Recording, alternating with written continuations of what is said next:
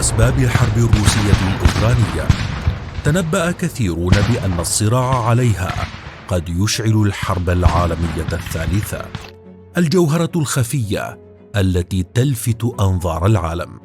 سكانها الأصليون لهم ثأر كبير لدى الروس عبر التاريخ، ذكريات دامية من الجوع والتشريد والنفي. القرم، لماذا كل هذا الجدل حولها؟ وكيف تحولت من مملكة إسلامية إلى أكثر المناطق تنوعاً ديموغرافياً بالعالم؟ وما هي تفاصيل الانتقام الروسي من التتار المسلمين السكان الأصليين للقرم؟ إليكم الحكاية الكاملة للقرم، المملكة المسلمة التي أصبحت كلمة السر في الصراع الروسي الأوكراني. لكن لا تنسوا الاشتراك وتفعيل زر الجرس. تاريخ دموي. اسمها شبه جزيرة القرم، وهو اسم تتاري يعني القلعة، وقديما كان اسمها آق مسجد أي المسجد الأبيض. تقع في جنوب أوكرانيا، ويحيط بها البحر الأسود من الجنوب والغرب، ومن الشرق بحر آزوف.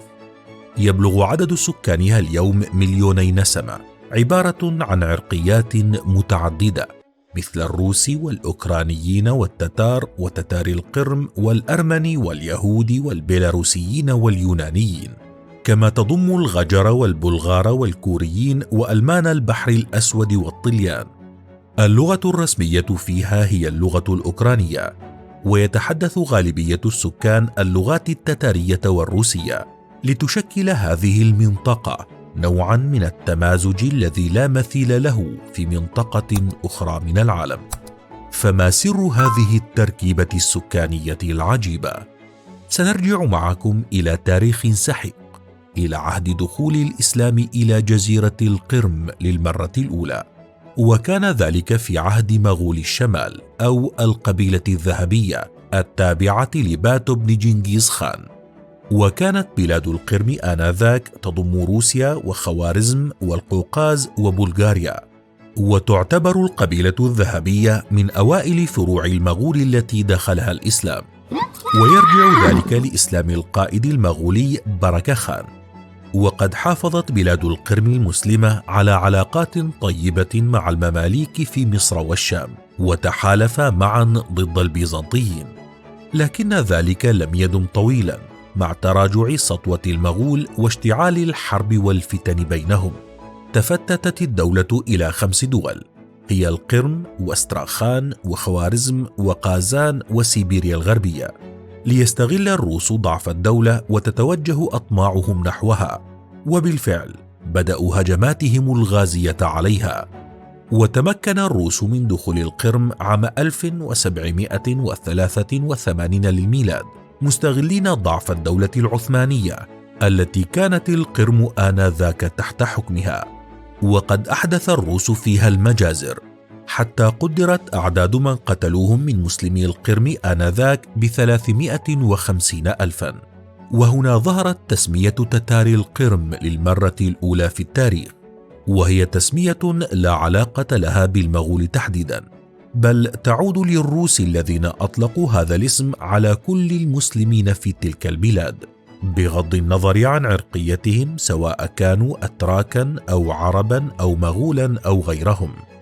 بقيت هذه البلاد محتلة، وتبادلت السيطرة عليها روسيا القيصرية فالشيوعية ثم ألمانيا النازية، لتعود مجددا لحكم روسيا الشيوعية إبان الحرب العالمية الأولى. وقد نكل الشيوعيون بتتار القرم، واستخدموا ضدهم سياسة التجويع والتهجير، حتى وصل معدل الموت جوعا بين هؤلاء إلى 300 شخص يوميا بحسب مصادر تاريخية. وإبان حكم ستالين للقرم قرر إنشاء كيان يهودي في البلاد لينافس الكيان المسلم، فثار عليه المسلمون فواجههم بالقوة المفرطة، إذ أعدم 3,500 شخص منهم، ونفى أكثر من 40,000 إلى منطقة سيفيردلوفسك في سيبيريا، وحاصر مناطقهم متعمدا أيضا سياسة التجويع. حتى تراجعت أعدادهم من 9 ملايين إلى 850 ألفا مع حلول عام 1941. ومع اندلاع الحرب العالمية الثانية جند ستالين 60 ألفا من التتار للدفاع عن روسيا ضد الألمان. وبعدما ذاقه هؤلاء من الروس قرروا الانضمام للألمان واستسلموا لهم، لكن الألمان كانوا أشد بطشا بهم فأعدموهم بعد تعذيب وتجويع وتنكيل.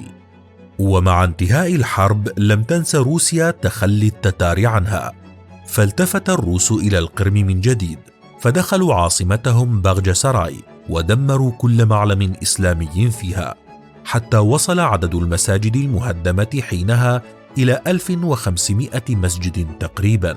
وفر المسلمون جميعا من البلاد قسرا وطوعا. عودة بلا أمل.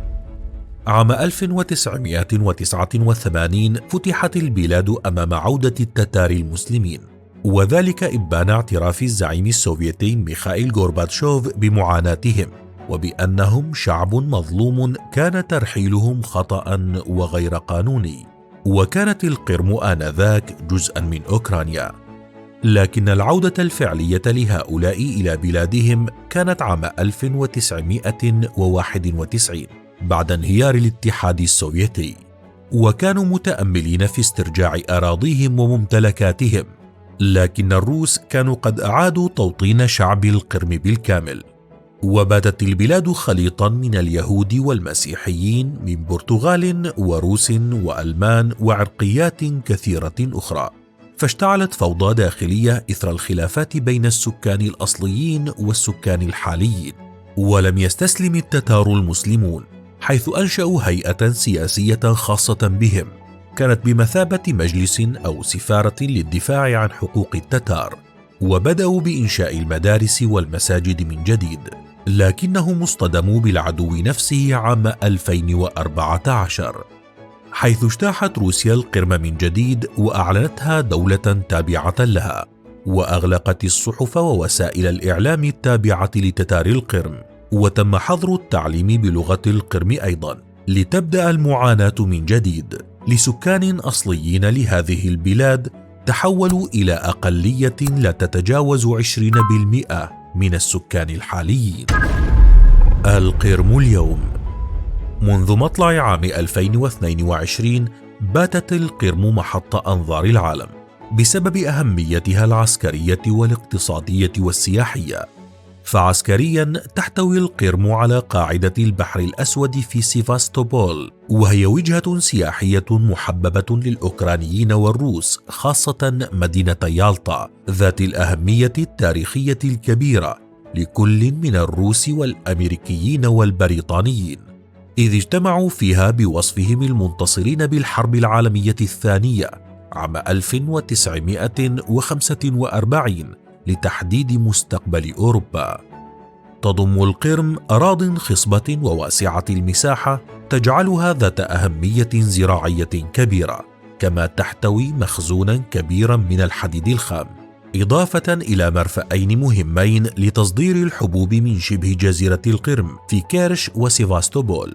وقدرت البضائع المصدرة عام 2021 من المرفأ ب1,600,000 طن، وذلك بحسب مؤسسة أوكرا كروكونسيل.